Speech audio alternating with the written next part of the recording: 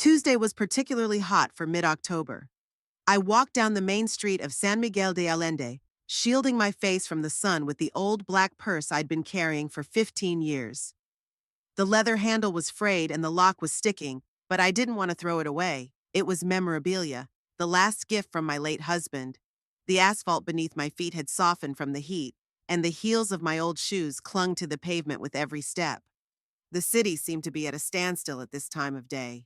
Market vendors huddled in the shade, dogs lounged under trees with their tongues out, and the occasional passerby hurried about their business, trying to get to cooler quarters as quickly as possible.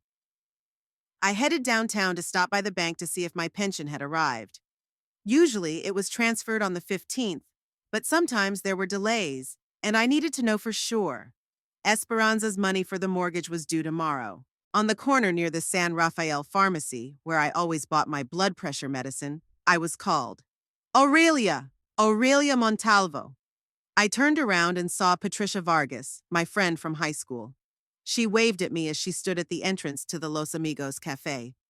Patricia always looked younger than her 65 years, probably because she had worked with children all her life, and children, as you know, do not let you grow old. She wore a light blue dress with small flowers, which I had seen her wear more than once, but which always looked neat and fresh. Patricia, what a reunion! I rejoiced as I approached her. I haven't seen you in a long time. It's been 3 months since we chatted at church after Sunday service. Remember when Father Manuel gave that sermon on family values? She took my hand. Why don't we go sit down and have coffee? It's so hot, you want to hide in the cool. We went into a small cafe where it was always quiet and cool, thanks to an old but well-functioning air conditioner. The owner, Don Raul, nodded to us from behind the counter. He knew us by sight. We sometimes met here. Patricia ordered herself a cappuccino with extra foam, and I, as usual, a simple black coffee. I was always short of money, but sometimes I could afford a little joy. How are you, Aurelia? How's your health? Patricia asked, making herself comfortable on the plastic chair. You look pale today. It's nothing, I'm getting by.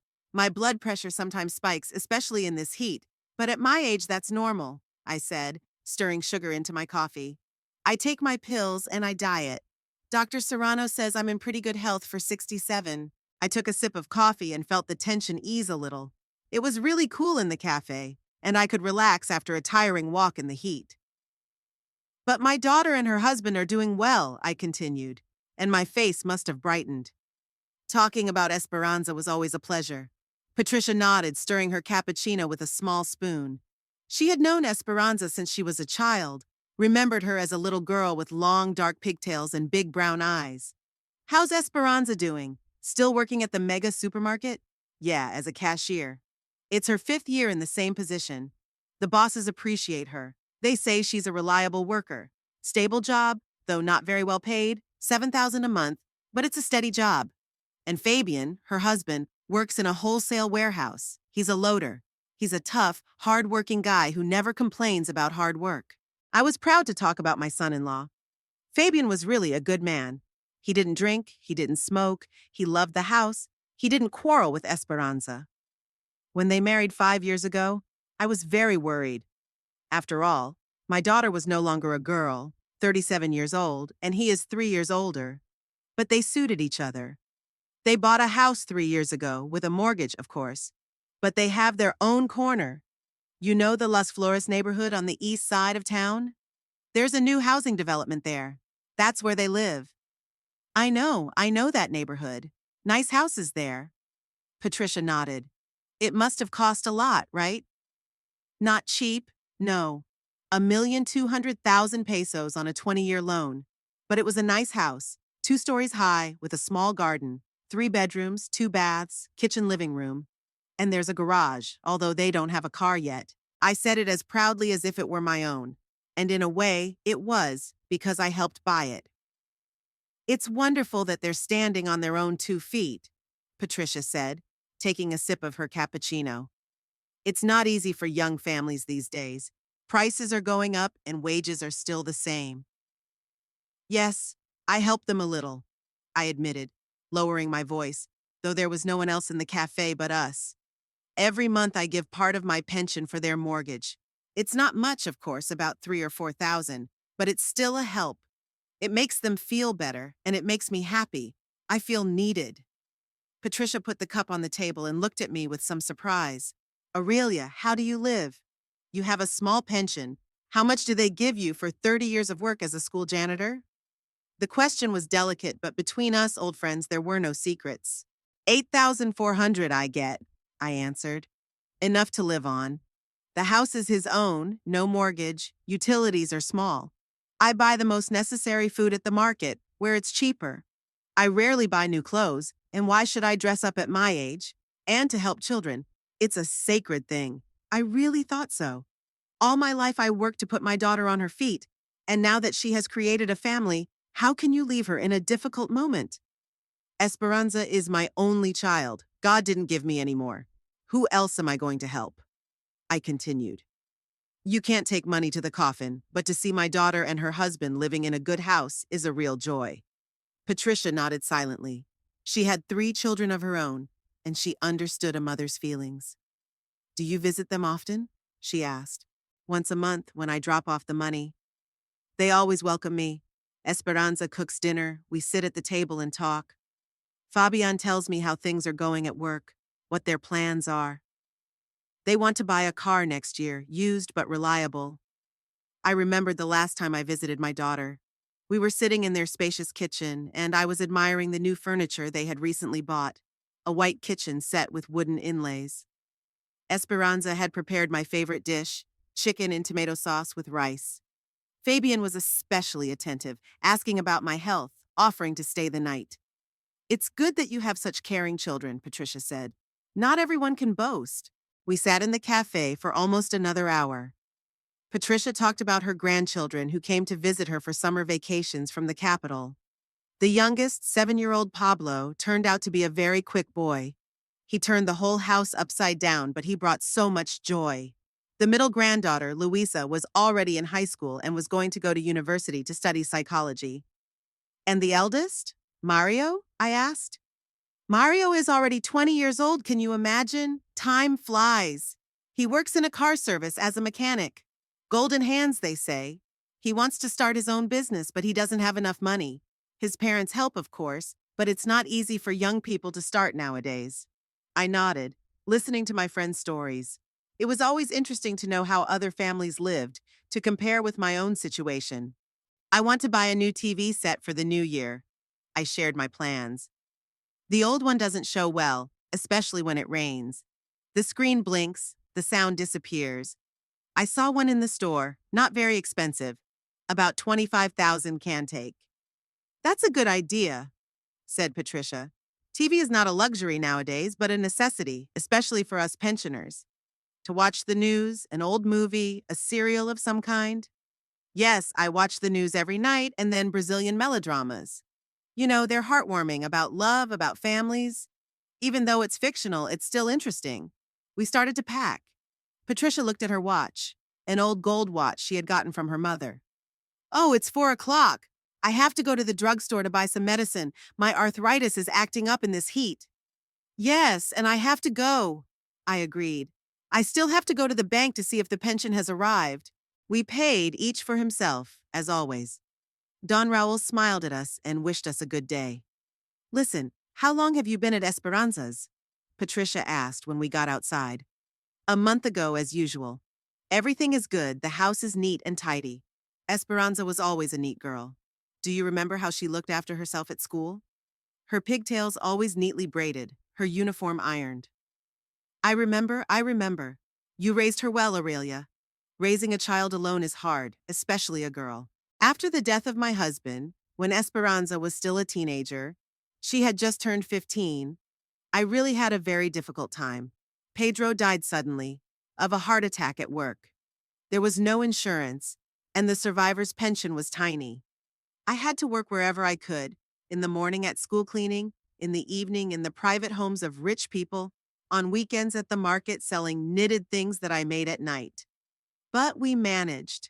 Esperanza studied well, was an obedient daughter, helped around the house. True, she did not finish the institute. She fell in love with a classmate in her senior year. and then decided that education can wait. But that's okay. Life turned out well. The main thing is that the man was good, and they love each other. We agreed to meet a week after the Sunday service. Patricia said goodbye. Just don't be late like last time.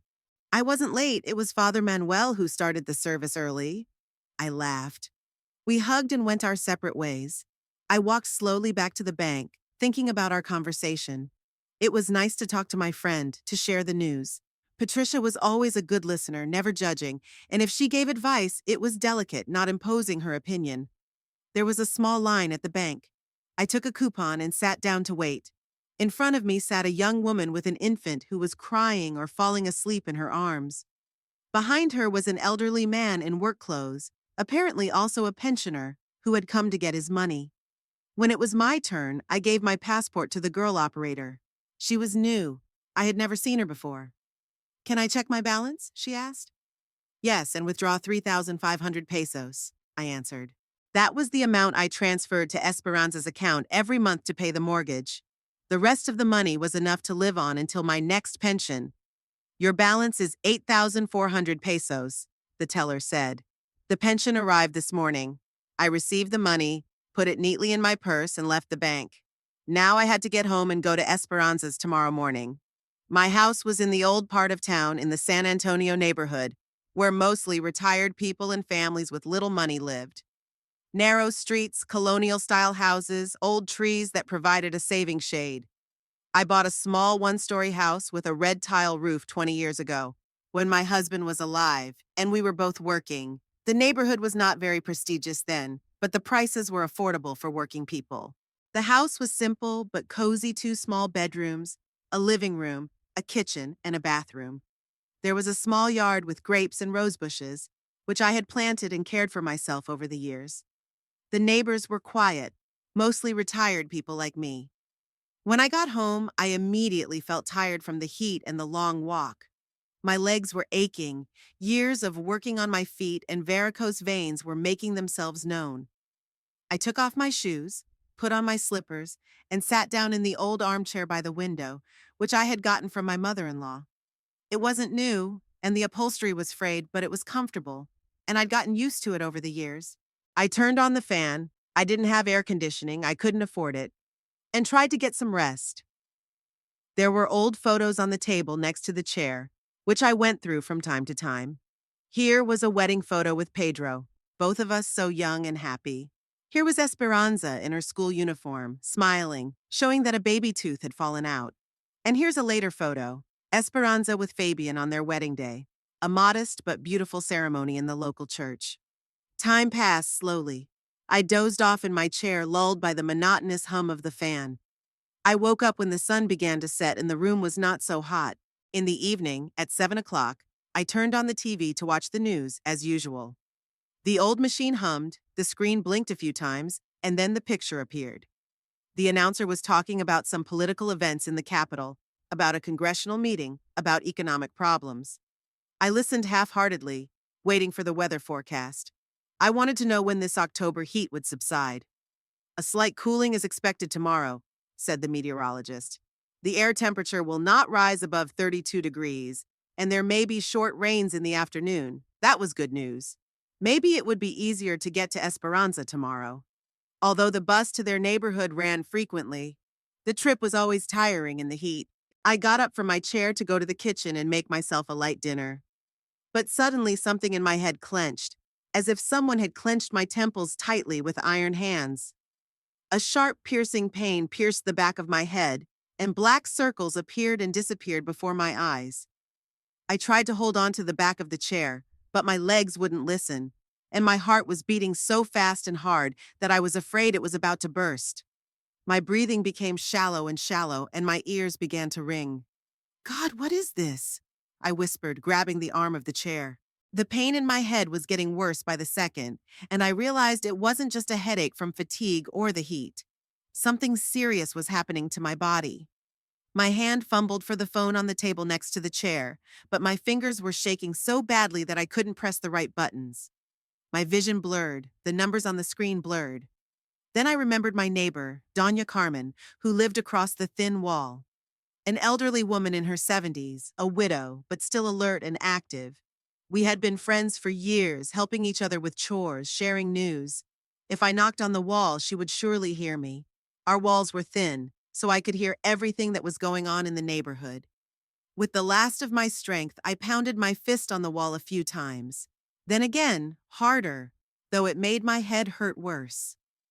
After a few minutes that seemed like an eternity, I heard a familiar voice. Aurelia, Aurelia, what happened? Did you fall? Carmen, help me. I'm very sick. I can't get up. I can barely get up. The sound of a key in the lock. I had long ago given Carmen a spare key for emergencies. Quick footsteps on the floor. Carmen appeared in the room, looked at me, and immediately realized the gravity of the situation. Her face became alarmed. Ouch! What's wrong, honey? Now, I'm calling an ambulance. She grabbed my phone and confidently dialed the emergency number. She spoke quickly, clearly explaining her address and symptoms to the dispatcher. I could hear her voice through the absorbent cotton, my mind clearing and then fogging up again. My blood pressure must have spiked, Carmen murmured, gently adjusting the pillow under my head. You need to lie still, not move. The ambulance is on its way. They said they'd be here in 15 minutes. She sat down next to me, took my hand. Her palm was warm and soothing. Don't be afraid, Aurelia. The doctors are coming to see what's wrong. Maybe it's just a spike in your blood pressure from the heat. The ambulance arrived, as promised, about 15 minutes later, though it seemed like an eternity to me. Two paramedics in white coats quickly and professionally examined me, measured my blood pressure with an electronic tonometer, listened to my heart with a stethoscope, and checked my pulse. My blood pressure is 180 over 110, said one of them, a young guy to another, more experienced one. Plus a pronounced arrhythmia. We should take him to the hospital for a checkup. But I don't want to go to the hospital, I objected weakly. I'll lie down at home, rest, take a pill. Senora, with such a pressure to stay at home categorically cannot stay at home, said the senior doctor seriously. You could have a stroke or a heart attack. We will take you to the hospital, the doctors will examine you, prescribe the right treatment. Maybe they'll let you go home tomorrow, if everything is all right. I was carefully put on a stretcher, covered with a blanket, and carried out of the house. Carmen walked beside me, holding my purse with my papers. All the way to the hospital, I thought about what I would have to tell my daughter, but I didn't want to worry her about something so small. Esperanza is already working hard, worrying about money, about the mortgage. Maybe tomorrow they'll really let her go home, and there's no need to panic. At St. Jose City Hospital, I was immediately placed in the intensive care ward. The doctor, a young Dr. Rodriguez with tired but attentive eyes, asked in detail about the symptoms, what medications I take, whether there have been similar attacks before. I suspect a microstroke, he explained, writing something down on the chart. I will need to do several examinations, brain CT scan, ECG, blood tests. For now, complete rest, no exertion. I was lying on a hospital bed, connected to a machine that monitored my blood pressure and pulse, and staring up at the white ceiling. There were two other patients in the room, one older than me, the other middle-aged. Both were asleep. It was quiet. Only the monotonous beeping of the medical equipment could be heard. I thought about how quickly things can change in a person's life. In the morning, I was a healthy woman, meeting with a friend, making plans, and in the evening, I was already lying in the hospital with a suspected stroke. But what bothered me the most was the thought that tomorrow I had to go to Esperanza and drop off the money for the mortgage. If I didn't get discharged, what would I do? My daughter would be worried, and the payment had to be made on time, or else the fines would start accruing. I spent 3 days in the hospital. Dr. Rodriguez checked my room every morning, checked my lab results, took my blood pressure. The CT scan showed small changes in the vessels of the brain, but fortunately without serious consequences. The doctor explained that it was a microstroke, and that with proper treatment and rest, recovery would be successful. Senora Montalvo, you can go home, Dr. Rodriguez said Thursday morning as he reviewed my chart. But there is one important condition. You must not be alone for a month. You need constant supervision, especially for the first 2 weeks. But doctor, I've lived alone all my life, I tried to object. A neighbor is nearby, if anything. No, that's not good enough. With your condition, you could have another attack. You need someone around you all the time. Do you have any relatives who could look after you? I thought of Esperanza. Of course, her daughter wouldn't mind helping out. When Carmen called her yesterday and told her about my hospitalization, Esperanza was very worried, wanted to come to the hospital right away. She has a daughter. She can do it, I replied. Good. I will prescribe you medication, make recommendations on diet and daily regimen. And remember, no stress, complete rest. Esperanza came to pick me up after lunch. She looked anxious, her face gaunt, dark circles under her eyes.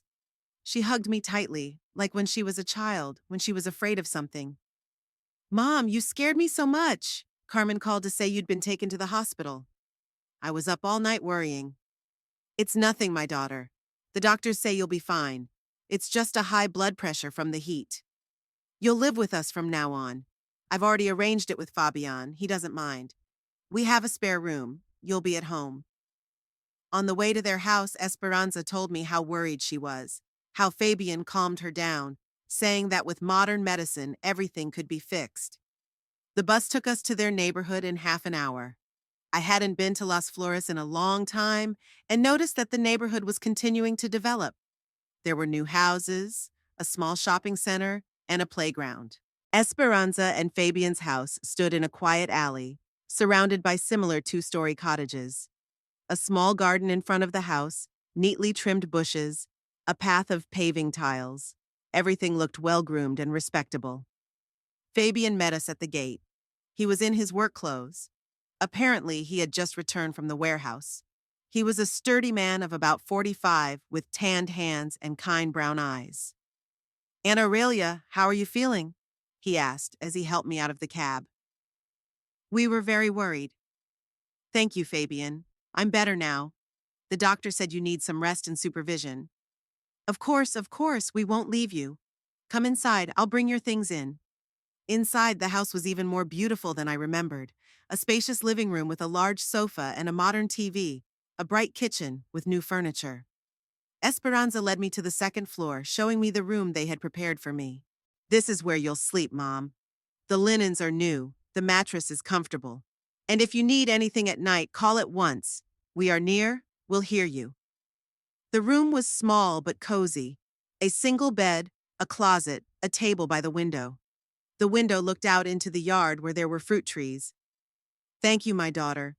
It's very beautiful here. You can see you've made it with love.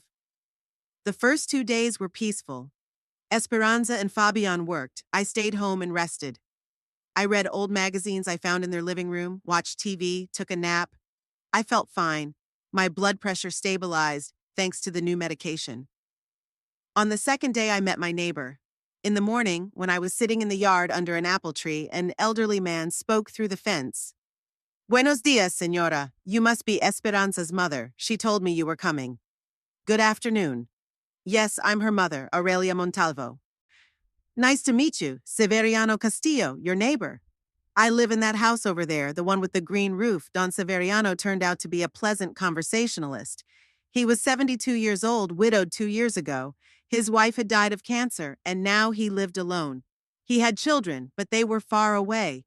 A son in the capital, a daughter in the United States. It's boring alone, he admitted. It's good to have neighbors. Your daughter and son-in-law are quiet people. They don't make any noise. We talked for about 20 minutes. Don Severiano said that all his life he had worked as a mechanic in a factory, and now he was retired and was gardening. He had wonderful tomatoes and peppers and promised to share the harvest. Esperanza came home from work tired but caring. She cooked me lunch, asked me how I was feeling, told me news from work. Fabian was also attentive. He brought me everything I asked for from the store, helped me up the stairs. But on the third day, in the evening, something happened that alarmed me. Esperanza and Fabian came home from work around 7 in the evening. I was sitting in the living room watching the news. They said hello. Esperanza kissed me on the cheek. How was your day, Mom? How are you feeling? I'm fine, my daughter. I was resting. I met my neighbor, a nice man. It's Don Severiano, yes. A good man, but very lonely. Fabian went into the kitchen and rattled something. A few minutes later, he returned with a bottle of wine and 3 glasses. Let's drink to Aunt Aurelia's health. he said, pouring the wine. To her speedy recovery. Fabian, I can't drink alcohol, I said. The doctor has forbidden it, especially with the new medication. Of course, Auntie. Esperanza and I are going to have a little drink just to set the mood.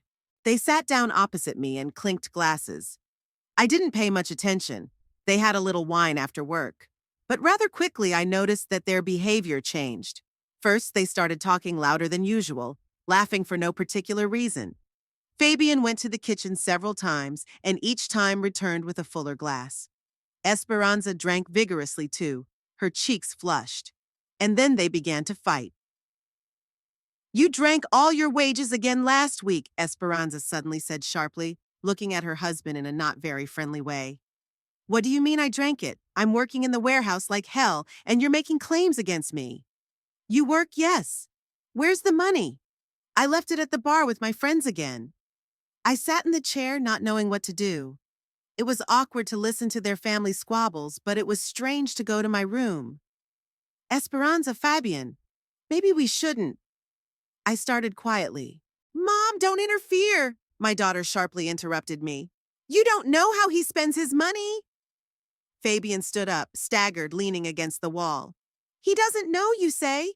And who gives us money for the mortgage every month? Your mom! Without her, we'd have been on the street long ago, Esperanza cried, not quietly but loudly like a little girl. I'm tired of working, tired of saving money, tired of thinking about money all the time. They screamed for another 10 minutes, then Fabian went to his room, slamming the door loudly. Esperanza stayed in the living room, sobbing and finishing her wine from the bottle. I'm sorry, Mama, she said when she had calmed down a little. I didn't want you to see this. It's just hard on us. It's okay, sweetheart. It happens to young couples. The main thing is that you love each other. But I was worried. I'd never seen my daughter like that before. And how quickly they got drunk from one bottle of wine seemed strange. The next day they behaved as if nothing had happened. Esperanza made breakfast. Fabian joked about last night, saying he had a headache. I decided that it was indeed accidental. Stress, fatigue, nerves due to my illness. But 3 days later, the situation repeated itself, and this time it was even worse. It was a Monday. I spent the whole day at home, reading, cleaning up the kitchen a bit, talking over the fence with Don Severiano. He told me that he had seen the police come to Esperanza's house last night. Apparently, the neighbors had complained about the noise. This surprised me because I hadn't heard anything, but he said it was late, after midnight. Esperanza and Fabian came home from work around 7:30. Both looked tired and irritated. They greeted me dryly, hardly spoke at dinner. Then Fabian took a bottle of vodka out of the fridge. It's been a hard day, he said, not addressing anyone in particular. The boss has taken all my brain out. We've been loading like hell from morning till night. And I've had some rude customers today, Esperanza added, pouring herself a glass. One woman had spent half an hour arguing over 15 pesos in change. They drank slowly but methodically. First they talked about work, then they talked about neighbors, then money. And the more they drank, the louder they talked, and the more aggressive they became.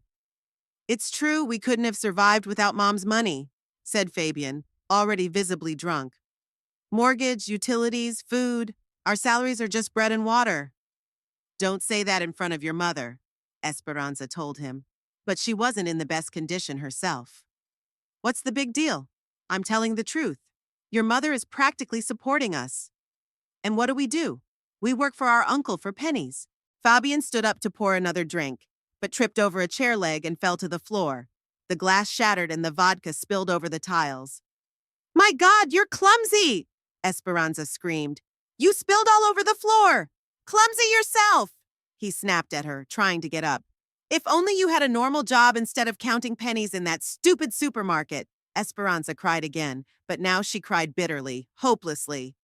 I can't go on. I can't live like this. Every day it's the same. Work, home, and I still have no money. My debts are growing.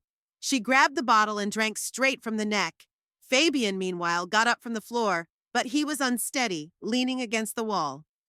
Mother, Esperanza said through her tears, you don't understand how hard it is for us. We try, and nothing works. I sat as if in a daze, not knowing what to say. In front of my eyes was not my daughter, whom I brought up, but a stranger's woman, drunk, desperate, embittered. Daughter, let's talk tomorrow when you rest, I said quietly. Rest! Fabian mocked. When should we rest? We work like horses and live like beggars. They shouted and argued for a long time, blaming each other for all their problems.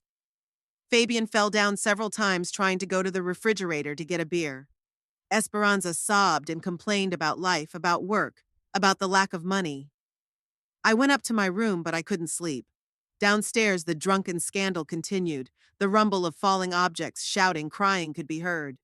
Only after midnight did everything quiet down. Lying in the dark, I realized that what had happened today and 3 days ago was no accident. Esperanza and Fabian regularly got drunk at home. Judging by how quickly they got drunk and how they behaved, it had become a habit for them. My daughter, whom I raised in strictness, who never touched alcohol when she was young, has become an alcoholic. And so did her husband. And I, naive, thought I was helping a well-to-do family that was just experiencing temporary financial difficulties. Now a lot of things have become clear. Why they are always short of money, even though they both work and I help them. Why Esperanza had looked tired and nervous in recent months. Why Don Severiano was talking about the police, meaning they were having regular scandals and the neighbors were already complaining. I lay there thinking about what to do now. The doctor said not to stay alone for a month, and I cannot be in a house where every night there are drunken debauches. But I couldn't see any other way out. A few more days have passed since I witnessed the drunken scandal of my daughter and son-in-law. I tried to act as if nothing had happened, but it was hard on my soul. Every night I anxiously awaited their return from work, listening to the sounds downstairs, preparing for another debauch. On Wednesday, Esperanza came home from work relatively sober, only smelling of beer. The three of us ate dinner, barely speaking. Fabian looked glum, glancing a few times at the refrigerator, where I now knew the bottles were kept. But they didn't drink that night. They went to bed early. Thursday morning, I received my pension. I went to an ATM near their house and withdrew my 8,400 pesos. Usually I put the money aside immediately for my daughter's mortgage, but this time I decided to wait.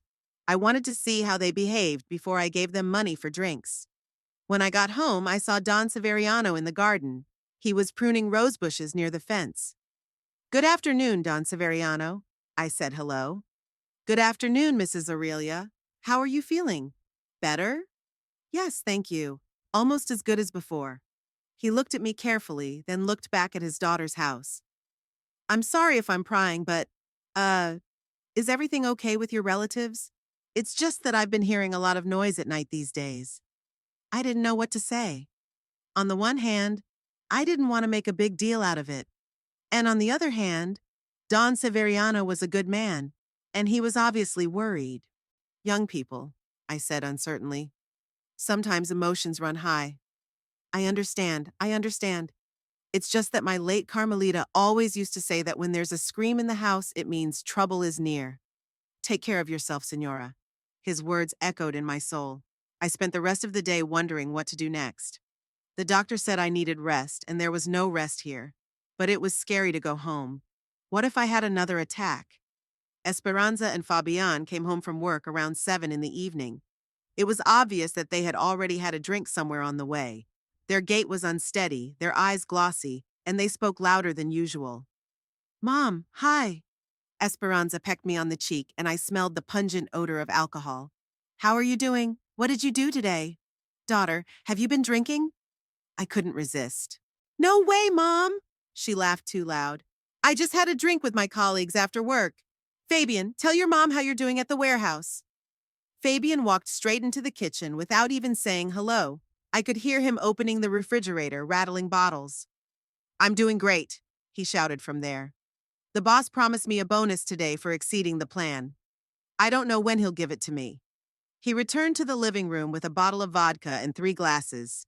His face was red, his movements were sharp.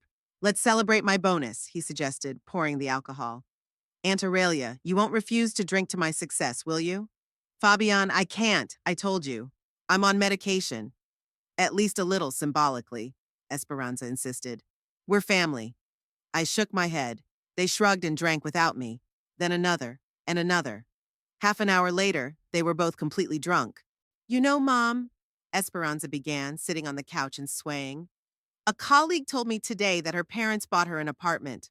All of it, with no mortgage. And what do we have? We're dragging this mortgage like the damned 20 years ahead of us. Esperanza, don't, I said quietly. Every family has its own opportunities. Opportunities! Fabian laughed. Do you know what our opportunities are? To work ourselves to death for pennies, and then leave the children with debts. They began to complain about life, about low wages, about the fact that everything is getting more expensive, while their incomes remain the same. I listened and thought about the fact that many people live no better, but they don't get drunk. By the way, Esperanza said suddenly, turning to me, you got your pension yesterday, didn't you, Mother? I did, I answered warily. Well, good. So tomorrow we'll go to the bank, transfer the money for the mortgage. Only this time not 3,000, but more. What do you mean more? It's like this. Give me the whole pension, Mom, all 8,000. It's very hard for us now. We have debts. If you don't help us, we'll lose the house altogether. I was amazed at my daughter's insolence. She'd never demanded all the money before. She understood that I needed something to live on. Esperanza, I can't give all my pension. I need money for medicine, for food. Food? Fabian was indignant. You live with us. We feed you. And your medicine, you only need 500 pesos a month. But honey, I have to go home in a week or two. How will I live without money? You're not going back, Esperanza said sharply. You'll live with us and give your pension to us. We know better how to manage the money. I couldn't believe my ears. The daughter I'd raised, the one I'd helped all my life, was demanding that the last of my money be taken away from me. No, I said firmly. I won't give her the whole pension. I'll give her the usual 3,000 for the mortgage, no more. The usual. Fabian went ballistic. We took you in, taking care of you like a child. We feed you, and you're haggling. I'm not haggling. I just can't live without money. You can't? Esperanza got up from the couch, staggering. But we can, can't we? We can work 2 jobs to pay for your house. It's your house, not mine, I said calmly. Ours? Fabian laughed angrily. Our house is 3 rooms in a barracks outside of town, and this house is half yours, since you're paying for it. The atmosphere was heating up. I felt that the conversation was taking a dangerous turn, but I didn't know how to stop it. Mother, said Esperanza, coming closer to me, are you going to give me the money or not? I'm asking you nicely. Esperanza, come on. You're drunk. Let's talk tomorrow. Drunk? I work from morning till night to earn money for your pills and you call me drunk? I wasn't calling anyone names. I just said you've been drinking and you'd rather not have a serious conversation. A serious conversation. Fabian got up and started pacing around the room. You know what's serious? That we can't live properly because of this mortgage. That we don't even have money for vacations. That we work like slaves to pay the bank. But you bought the house yourself, I said timidly. We did?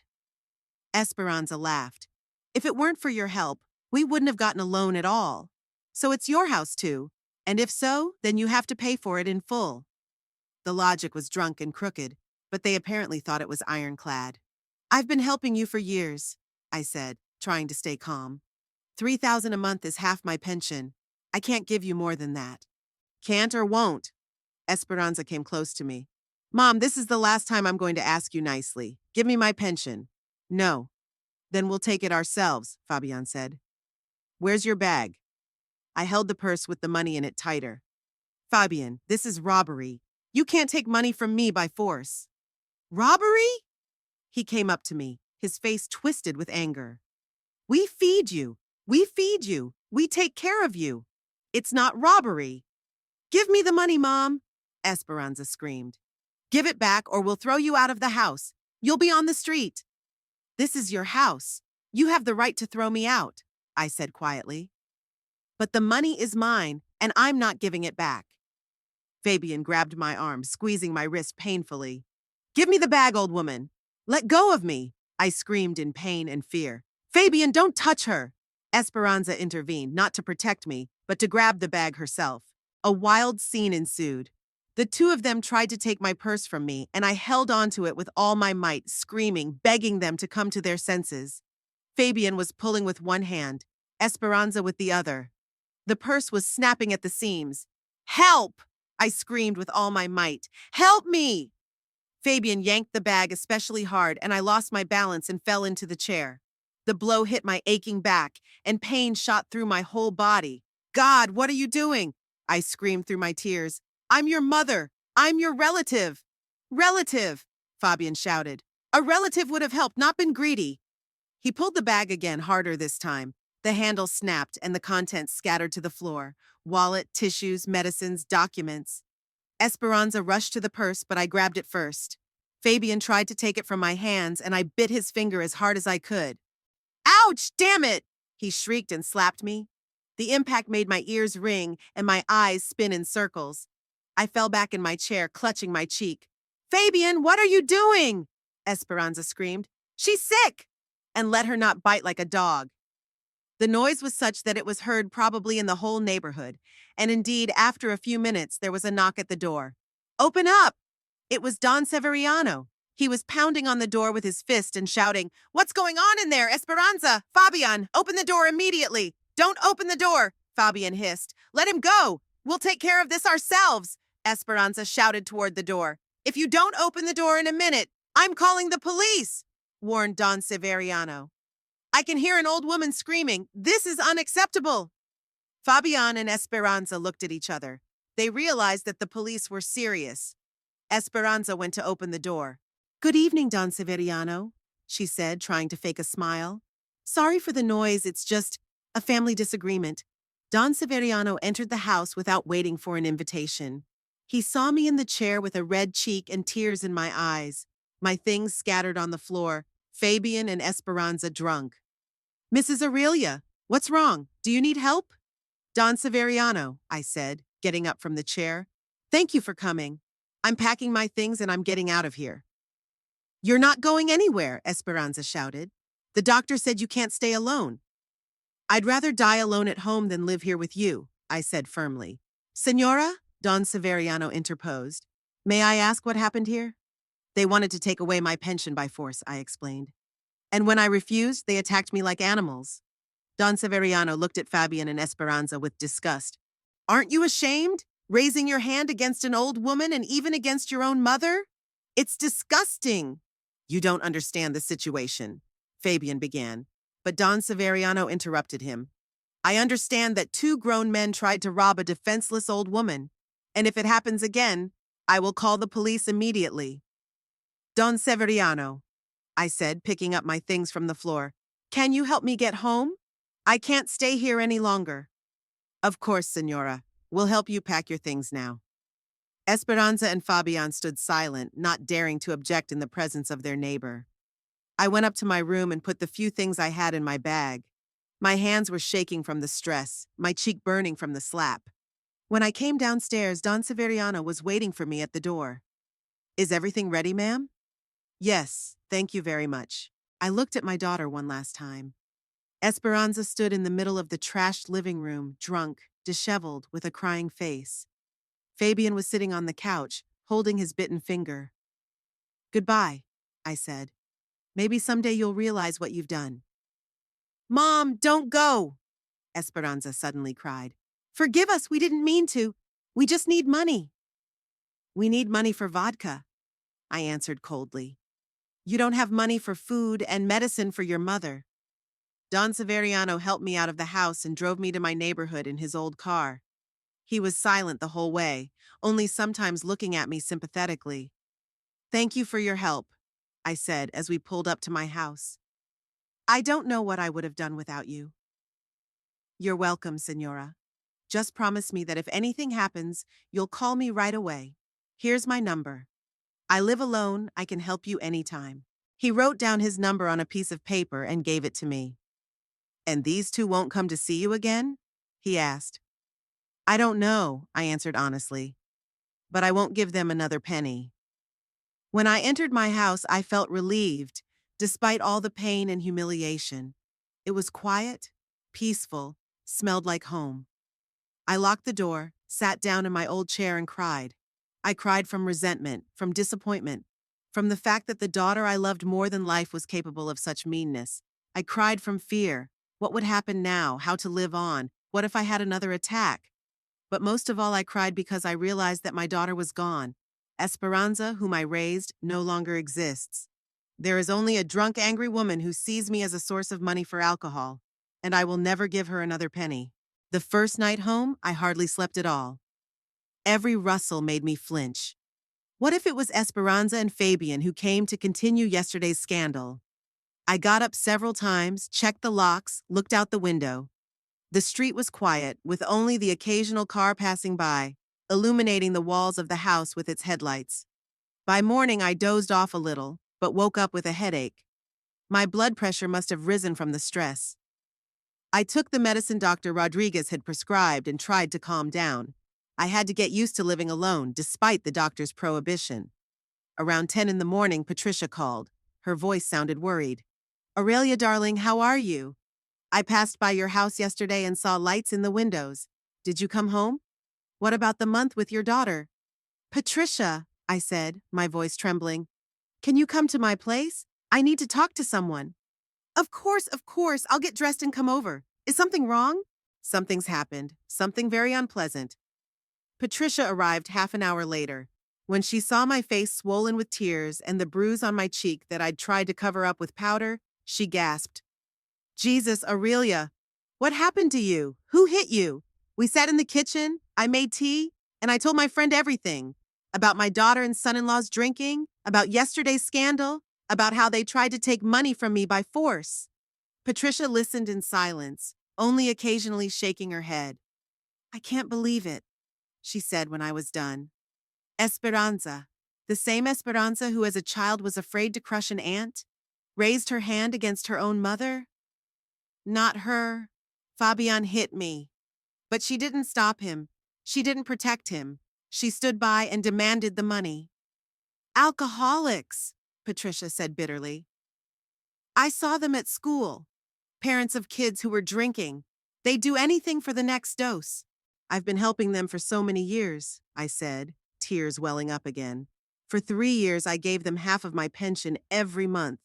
I thought that my daughter was living well, that they were just having temporary difficulties. And they drank it all away." Patricia nodded. "Of course, they're always short of money. No matter how much you give an alcoholic, it won't be enough." We drank tea and talked until lunchtime. Patricia told me that she had long suspected something wrong. She had met Esperanza in the city drunk in the middle of the day, had seen her buying alcohol in the store. But she didn't dare to tell me, thinking she was mistaken. "What are you going to do now?" I asked my friend. "I don't know. The doctor said not to stay alone for a month, but I can no longer live with them.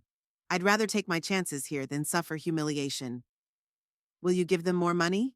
"Not a penny," I said firmly. "Let them handle their own mortgage. I've worked all my life to have a peaceful old age, not to feed someone else's vices." "That's right," said Patricia. "You put up with it too long. You should have stopped it sooner." "But how could I have known? They never drank in front of me, always behaved properly. I thought they were fine." "Alcoholics are good at hiding," sighed her friend. "I had a teacher in high school, Laura Mendez. 15 years on the job, no one suspected. And then it turned out that every day she drank cognac from a thermos that she brought instead of coffee." We talked until late in the evening. Patricia offered me to move in with her for a while, but I refused. I didn't want to burden anyone with my problems, and I was used to being on my own. I'd lived in this house all my life, and every corner of it was my own. "Just promise," Patricia said. "If anything happens, call me right away. My phone is always on." "I promise. And thank you for your support. I really needed to talk." The next day, Friday, I decided to get down to practical matters. First of all, I had to cancel the automatic transfer of money to my daughter's account. Normally, I transferred money on the 15th of every month, but today was the 13th, so it wasn't too late. I got ready and drove to the bank. On the way, I thought about how to explain to the teller the reason for canceling the transfer. I didn't want to make my family problems public, but I had to give some explanation.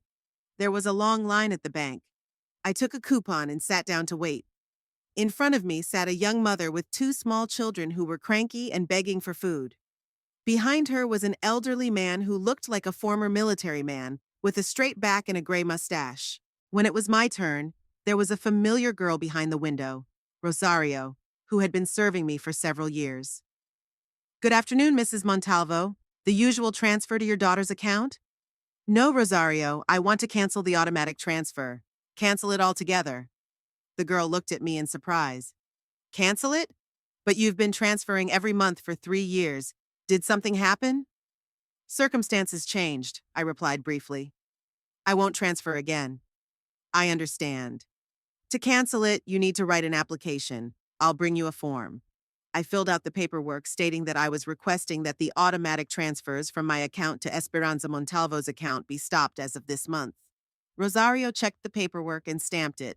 Done, Senora. As of today, automatic transfers are canceled. Thank you. What if someone comes and asks to reinstate the transfers saying he's my relative, you don't agree without my personal presence? Of course, ma'am. These transactions can only be done if the account holder comes in person. As I left the bank, I felt strangely relieved. For the first time in 3 years, I would have my pension all to myself. 8,400 pesos was not that much money, but it was freedom for me. On the way home, I stopped at the pharmacy and bought a month's worth of medicine. Then to the grocery store, took everything I needed, even allowed myself a small luxury in the form of good coffee and cookies. I hadn't bought anything extra in a long time, saving everything for the sake of my daughter's mortgage. At home, I laid out the purchases and sat down to count the money. I had about 7,000 pesos left after deducting the expenses for medicine and groceries. I had to decide what to do with it. In the past, I had always kept the money in an old tin can in the kitchen, where I usually kept sugar or flour. But now, after yesterday's incident, I realized that my daughter and son-in-law might come and try to search the house. I needed to find a more secure place. I walked around the house looking at possible hiding places. In the bedroom, behind an old dresser that had been against the wall for 20 years, there was a small gap between the furniture and the wall. If she shoved an envelope of money in there, it would be hard to find, even if she looked for it on purpose. But then I thought, what if they move the furniture? Alcoholics looking for money can turn a house upside down. In the attic was an old box of Christmas decorations, which I took out once a year. There were also photos, letters from my late husband, various memorabilia, but even this option seemed unreliable. In the end, I decided to divide the money into several parts and hide it in different places. I left 2,000 in a tin can in the kitchen. If they came to look for it, they would find this money, and perhaps they wouldn't look any further. 3,000 I sewed into the lining of an old coat that was hanging in the closet. Another 2,000 was hidden in a book, a volume of Lorca's poems that stood on a shelf among other books. The last money, about 1,000 pesos, she decided to bury in the garden. She took a shovel and went into the yard. There, under an old apple tree, she dug a small hole, wrapped the money in a plastic bag, and buried it. On top of it, she planted a new rose bush, which she had been planning to plant for a long time. Working in the garden, I thought about what life had brought me to. 70 years old, and hiding money from my own daughter, like a partisan from the Nazis. But there was no choice. After yesterday, I didn't trust them anymore. In the evening, I sat at the TV and tried to concentrate on the Brazilian series, but my thoughts kept returning to what had happened. I imagined Esperanza and Fabian discovering that the money for the mortgage hadn't arrived. What would their reaction be? Would they come here to demand an explanation? Around 9 p.m., the phone rang. I shuddered. There were usually no calls at this time. There was an unfamiliar male voice on the other end of the line. Mrs. Montalvo? This is the administration of the Santander Bank. We have some questions about your account. What kind of questions? I asked warily. There was an unauthorized attempt to access your account today. We wanted to clarify. I immediately realized it was a hoax. First of all, bank employees don't call customers at home in the evening. Secondly, the voice was too young and sounded familiar. Fabian, is that you? I asked bluntly. There was silence in the receiver. Then muffled voices were heard, as if someone was consulting someone. I don't know what you're talking about, the bank employee tried to continue. We are a serious organization. Stop it, I said tiredly. I know it's you, and I know why you're calling. Okay. Fabian's voice became normal. Aunt Aurelia, we need to talk. The money for the mortgage hasn't come in. And it won't. I canceled the transfers. What do you mean, canceled? You have no right. We were counting on that money. I have the right to use my money any way I want. And you forfeited your right to my help. Auntie, we had a few drinks last night. We talked too much. We all do. Let's just forget about it and go back to the way things were. We can't do it the old way, Fabian. I've seen who you really are. And what are we? There's a bit of anger in my voice. Alcoholics. People who'd beat up an old woman for drink money. We're not alcoholics. We just have a drink after work like normal people. Normal people don't raise a hand against their relatives. Listen, his voice became threatening. If you don't resume payments, we'll lose the house. And then we'll come to live with you. Forever. Do you understand? I understand. And I'll be ready for your visit. I hung up. My hands were shaking with anger and fear. So they haven't calmed down. Haven't realized what they've done. They plan to keep pressing me. I went to the window, looked outside. There was no one in sight, but I felt that calmness was deceptive. Sooner or later, they would come. I had to be ready for them. I checked all the locks again, pulled back the curtains. There was a piece of paper on the table with Don Severiano's phone number. He said to call any time if anything happened. I might have to take him up on his offer. I went to bed late, but I couldn't sleep for a long time. I listened to every sound on the street, flinched at the rustle of leaves outside the window. But gradually, fatigue took its toll, and I fell into a restless sleep. I dreamed of Esperanza, a little girl of about 7 in her school uniform. She was running toward me with a bouquet of wildflowers, laughing and hugging me. I stroked her hair and told her how much I loved her. And then suddenly she grew up, all grown up, drunk, angry, reaching out to me and demanding money. I woke up in a cold sweat. It was already light outside the window. Saturday, the 15th, the day the mortgage payment was due. Today, Esperanza and Fabian would definitely realize there was no money. And then they would definitely come. Saturday morning began with a phone call at 7:30. I woke up to the sharp sound of the phone, my heart racing. Only emergencies were called this early. Mom! Esperanza's voice sounded hysterical. What is this? Why hasn't the money arrived? I wasn't fully awake yet, but I knew immediately what it was about. Good morning, daughter. The money didn't arrive because I canceled the transfers. Canceled it how? Without warning? Mom, today is the last day to pay. If we don't pay, they'll start charging fines. That's your problem, Esperanza. I'm not paying your mortgage anymore. Why should I? The daughter's voice became even more shrill. You've been paying for 3 years? And then you suddenly change your mind? I changed my mind after you and your husband attacked me and tried to rob me. There was silence on the phone. Then Esperanza spoke softly, conciliatory. Mom, we had a few drinks last night and said some stupid things. All families quarrel, it's normal. Let's forget this nonsense and go back to normal life. There won't be a normal life anymore. I saw your real face. What face? Mom, we're your family. Who else are you going to help if not us? Family doesn't raise a hand against family. A family doesn't ask you to give your last dime for booze. Drinks? Esperanza was outraged. We need the money for the mortgage, for a house. We're not living on the streets. You could pay the mortgage yourself if you didn't drink half your paycheck. What are you talking about? We're not alcoholics. We just relax after a hard day. I realized this conversation was pointless. Esperanza didn't recognize the problem, didn't see her own downfall. Daughter, I've made my final decision. There will be no more money. You're on your own. Mom, you can't do this. There were tears in her voice.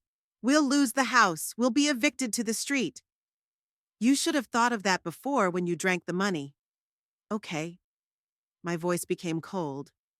If you don't understand nicely, we'll come in the evening to talk in person. Don't come. I don't want to see anyone. We'll come, Mom. We'll be there. Esperanza hung up. I sat on the bed with my arms around my head. The threat sounded very definite. So I should get ready for the visit. All day long, I'd been on edge. I kept going to the window, listening to the sounds outside. I checked the lock several times, making sure Don Severiano's phone was next to the home phone. Around 2 in the afternoon, Patricia called and suggested we meet, but I declined. I didn't want to drag my friend into my problems. I said I wasn't feeling well and would rather stay at home. In the evening, around 8, when I was watching the news, I heard the sound of a car in the yard. My heart jumped. I went to the window, peered out cautiously from behind the curtain. The old blue car I'd seen outside Esperanza's house. That means they're here. The daughter and son-in-law got out of the car. Even from a distance, I could tell they were both drunk, swaying, talking loudly.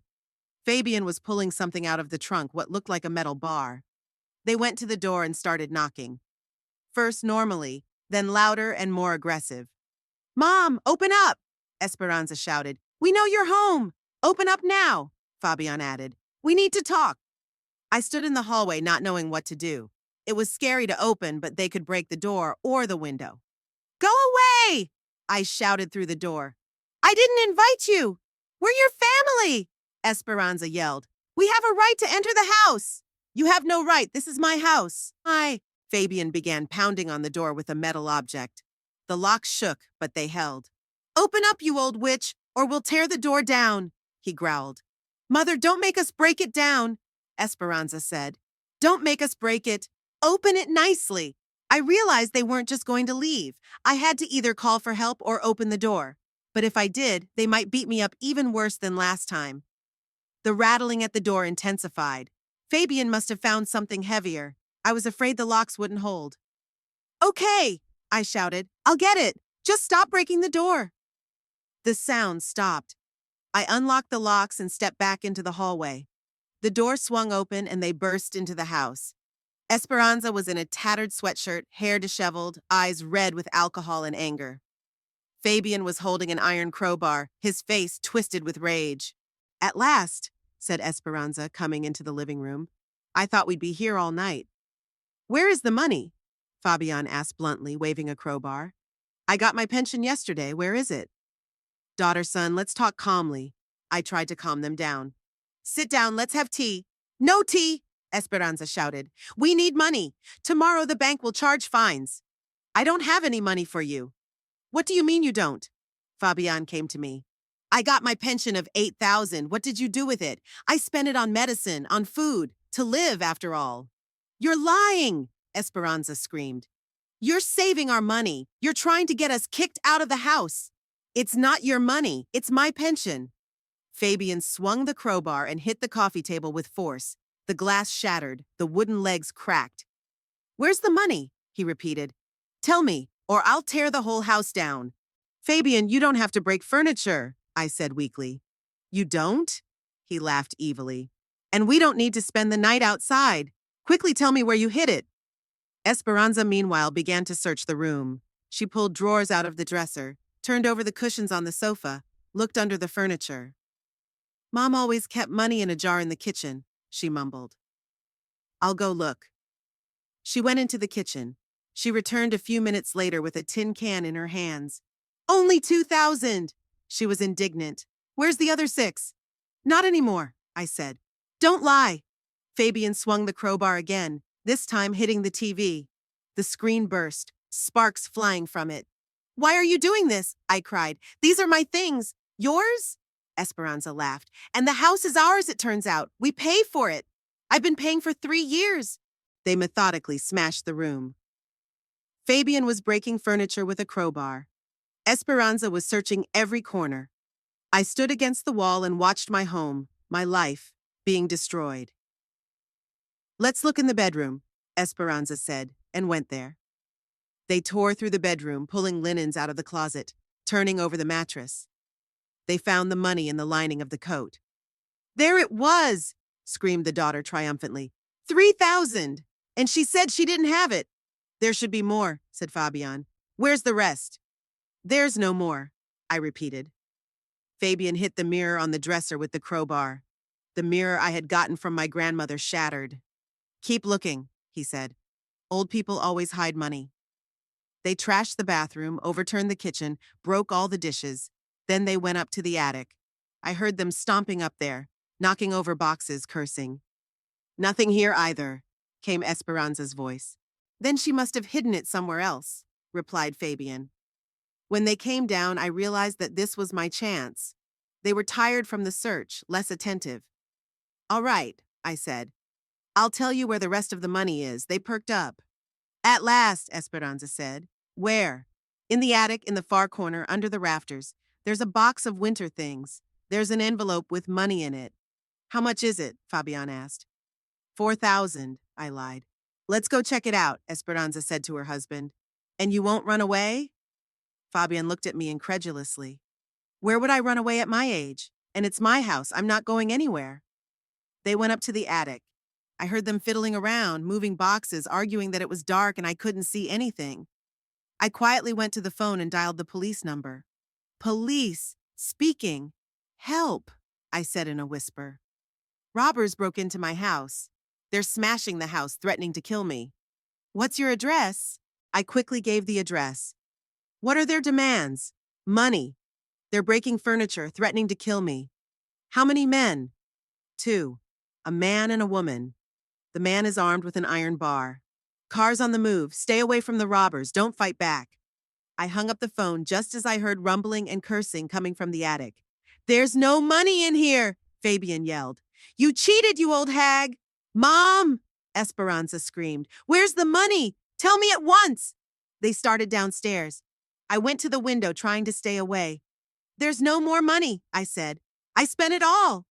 You're lying. Fabian swung the crowbar. Now you'll tell the truth. At that moment, sirens wailed outside. Fabian and Esperanza froze. What's that? Asked her daughter. The police, I answered calmly. What police? Fabian turned pale. I called them while you were looking for money in the attic.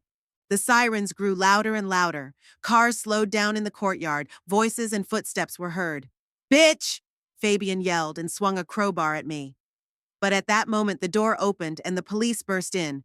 Police! Hands up! Drop your weapons! Fabian dropped the crowbar, put his hands up. Esperanza cried and pressed herself against the wall. It's them, I told the senior policeman. They broke into the house, demanded money, threatened to kill. The policeman looked around the trashed room, the broken furniture, the shards of glass. Documents, he said to Fabian and Esperanza. They handed over their passports with trembling hands. Are you related to the victim? The policeman asked, examining the documents. Daughter and son-in-law, I answered. I see. He turned to Esperanza. Senora, you are charged with unlawful entry into a dwelling, threats, and damage to property. Do you have anything to say for yourself? It's my mother, Esperanza sobbed. We're here to talk. Talk with a crowbar? The policeman pointed to an iron bar. And trash the whole house? We didn't mean to, just to ask for money. She owed us. Nobody owes anybody anything, said the policeman, especially parents to children. He signaled his subordinates. Arrest them both. Article 121, trespassing. Article 167, willful damage to property. Article 192, threatening to kill. Fabian and Esperanza were handcuffed. My daughter cried and apologized, but I didn't listen anymore. I looked at the trashed house and thought about the fact that it was finally over. Senora, the senior policeman addressed me. Do you need medical attention? No, thank you. They didn't hit me. Good. Tomorrow you'll come to the station to file a report. In the meantime, get some rest. The police took Fabian and Esperanza away. I was alone in the trashed house. I sat down on the overturned chair and cried, but they weren't tears of grief, but tears of relief. It's over. My daughter had chosen her path, and that path led her to prison. And I am free at last.